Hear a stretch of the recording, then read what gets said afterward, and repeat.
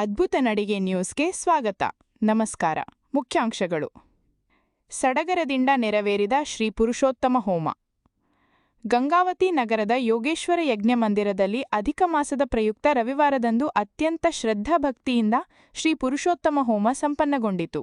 ಹುಣಸಿಹೊಳಿ ಮಠದ ಕಣ್ವ ಮಠದ ಪೀಠಾಧಿಕಾರಿಗಳ ದಿವ್ಯ ಸಾನ್ನಿಧ್ಯದಲ್ಲಿ ನಡೆದ ಈ ಧಾರ್ಮಿಕ ಕಾರ್ಯಕ್ರಮದಲ್ಲಿ ಪುರೋಹಿತರಾದ ಪ್ರದೀಪ್ ಆಚಾರ್ಯ, ಅನಿಲ್ ಭಟ್ ಮತ್ತು ಪವನ್ ಕುಮಾರ್ ಅವರ ನೇತೃತ್ವದಲ್ಲಿ ಹೋಮಹವನಗಳು ನೆರವೇರಿದವು.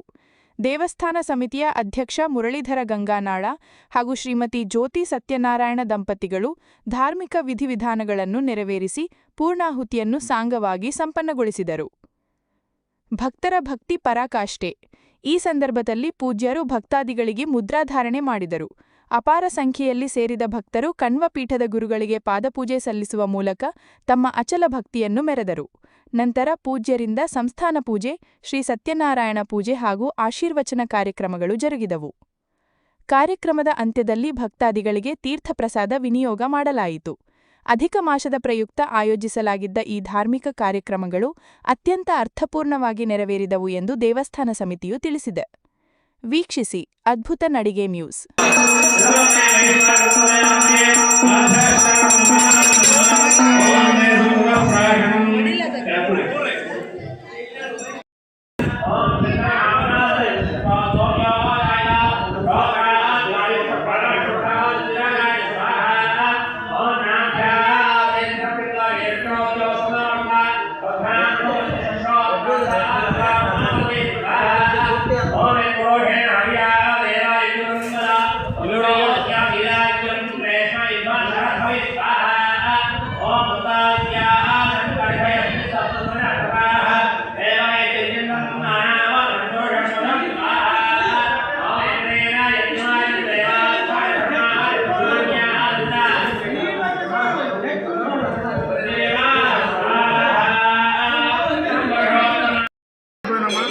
ಅಧಿಕ ಮಾಸದ ಪ್ರಯುಕ್ತ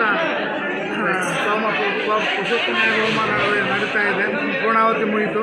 ಗುರುಗಳಿಂದ ಸಂಸ್ಥಾನ ಪೂಜೆ,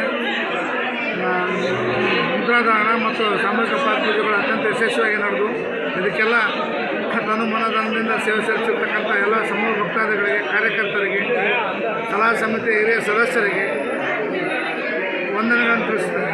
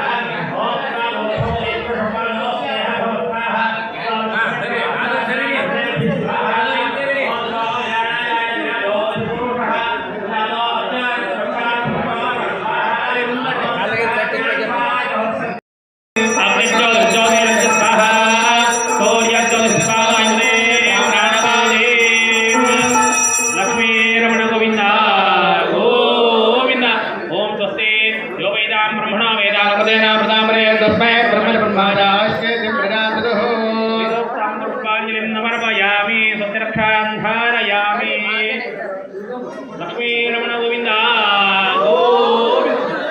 ಎಲ್ಲ ರೀತಿಯಲ್ಲಿ ಮಂಗಳಾರತಿ ತಗೊಂಡ್ಬಿಡ್ರಿ.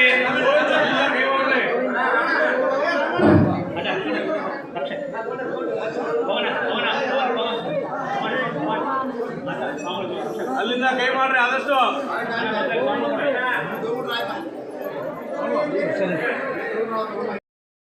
ಕಾರ್ಯ ನಾನು ನನ್ನ ಹೆಣ್ಣಿನ ಮಕ್ಕಳು ಅಲ್ಲದೆ ಸಾಮಾಜಿಕವಾಗಿ ಇರುವಂತಹ ಭೂಮಿಯಲ್ಲಿರುವ ಎಲ್ಲ ಜೀವರಾಶಿಗಳಿಗೆ ಅನ್ನ ಸಿಗಲಿ, ಅವೆಲ್ಲವೂ ಸುಭೀಕ್ಷವಾಗಿ ಬದುಕಲಿ, ಆ ದೃಷ್ಟಿಕೋನದಿಂದ ಯಜ್ಞಯಾಗಾದಿಗಳನ್ನು ಮಾಡಬಹುದು. ಅದಕ್ಕಾಗಿ ಅಧಿಕ ಮಾತಾಡೋದು. ಇದು ಕೇವಲ ಭಗವತ್ ಪ್ರೇರಣೆಯ ಭಗವತ್ ಪ್ರೀತಿ ಅರ್ಥ. ಭಗವಂತ ಪ್ರೇರಣೆ ಮಾಡಿನ ಭಗವಂತ ಪ್ರೀತನಾಗಲಿ, ನನಗೆ ಅದು ಬೇಕು ಇದು ಬೇಕಂತ ಕೇಳಬಾರ್ದಂತ.